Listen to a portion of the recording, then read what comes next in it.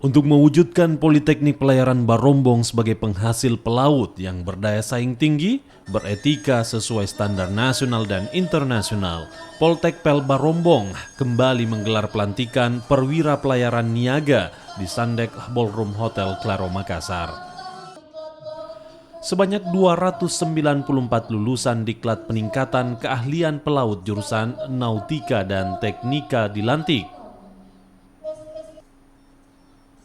Ke-294 lulusan ini diantaranya 44 lulusan program Diklat Pelaut tingkat 3 peningkatan, 159 lulusan program Diklat Pelaut tingkat 4 peningkatan, serta 91 lulusan program Diklat Pelaut tingkat 5 peningkatan. Dalam amanatnya, Direktur Poltekpel Barombong mengatakan seluruh perwira niaga harus mengembangkan diri serta meningkatkan kemampuan dan pengetahuan di bidang pendidikan dan pelatihan kepelautan.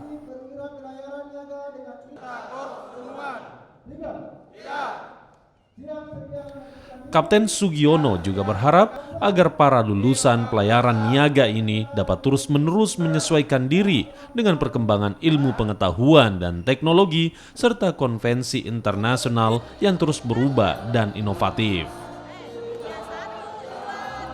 Jumlahnya semuanya 294, terdiri dari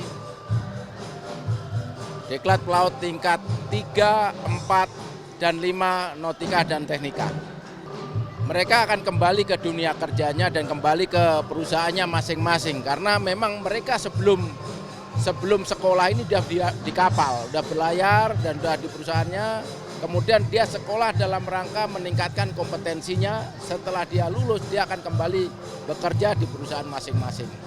Kita ketahui bahwa pemerintah mempunyai program tol laut. Maka dari itu kebutuhan daripada pelaut itu sangat besar sekali. Mengingat negara kita adalah negara kepulauan, 117 lebih kepulau. Apalagi baru-baru ini Bapak Budi Karya Sumadi terpilih lagi menjadi Menteri Perhubungan, yang mana tugas utamanya adalah mengkonektivitaskan antara pulau yang satu dengan pulau yang lain. Selain melaksanakan pelantikan niaga, Direktur Poltekpel Barombong juga meresmikan lapangan futsal di kawasan kampus Poltekpel Barombong. Peresmian ini juga diawali dengan kompetisi futsal antar dunia pendidikan, khususnya di bawah naungan Kementerian Perhubungan. Selanjutnya, lapangan futsal ini nantinya dapat dipersewakan oleh para komunitas atau klub futsal yang ingin berlatih.